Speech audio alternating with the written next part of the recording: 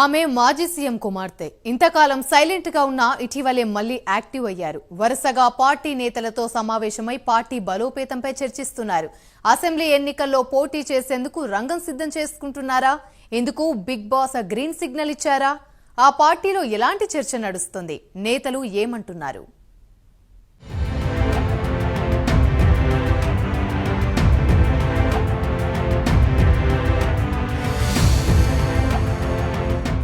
Delhi liquor scam కేసులో arrest అయ్యి ఇటీవల బెయిల్పై జైలు నుంచి బయటికి వచ్చారు ఎమ్మెల్సీ కవిత.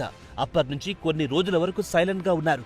కుటుంబ సభ్యుల కోసం సమయం కేటాయించారు. అయితే ఇటీవలే మళ్లీ యాక్టివ్ అయ్యారు. తెలంగాణ జాగృతి ద్వారా ప్రజల్లోకి వెళ్లేందుకు రెడీ అవుతున్నారు. ఇందుకు షెడ్యూల్ కూడా ప్రకటించారు. ఇటు బీసీ నినాదంతో పోరాటానికి దిగారు. నిజామాబాద్ పార్లమెంట్ పరిధిలో ఉన్న జగిత్యాల నియోజకవర్గ నేతలతో సమావేశమవుతున్నారు. దీంతో వచ్చే ఎన్నికల్లో అసెంబ్లీ బరిలో ఉంటారని గులాబీ వర్గాల్లో చర్చ నడుస్తోంది.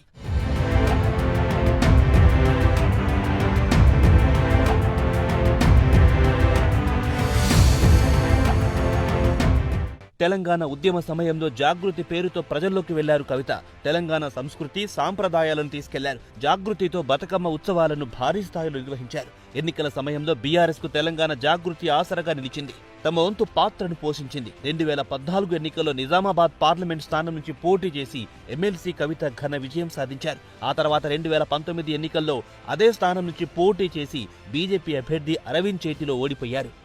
ఆ తర్వాత కొన్ని రోజులు ఆమె సైలెంట్ గా ఉన్నారు. ఆ తర్వాత వెంటనే నిజామాబాద్ స్థానిక సంస్థల ఎమ్మెల్సీగా ఎన్నికయ్యారు కవిత. 2023 అసెంబ్లీ ఎన్నికల్లో గులాబీ అభ్యర్థుల తరపున జోరుగా ప్రచారం చేశారు. అయితే ఆ ఎన్నికల్లో ఆ పార్టీ కంగుతింది. 2024 పార్లమెంట్ ఎన్నికల్లో నిజామాబాద్ ఎంపీగా మళ్లీ పోటీ చేస్తారని వార్తలొచ్చాయి. అయితే ఢిల్లీ లిక్కర్ కేసులో ఎమ్మెల్సీ కవిత అరెస్ట్ అయ్యారు.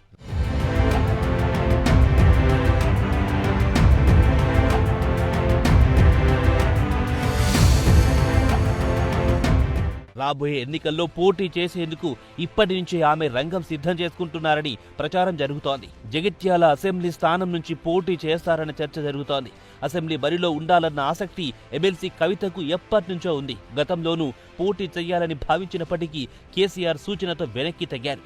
ప్రస్తుతం జగిత్యాల ఎమ్మెల్యే సంజయ్ కుమార్ బీఆర్ఎస్ ను వీడి కాంగ్రెస్ లో వెళ్లిపోయారు. దీంతో అక్కడ నియోజకవర్గ నేత లేకుండా పోయారు. జగిత్యాలలో బలమైన నేత కావాలని బీఆర్ఎస్ నాయకులు కోరుకుంటున్నారు. గత 2 ఎన్నికల్లోనూ సంజయ్ కు టికెట్ వచ్చేలా ఎమ్మెల్సీ కవిత చూశారు. ఆయన తరపున ప్రచారం సైతం నిర్వహించారు.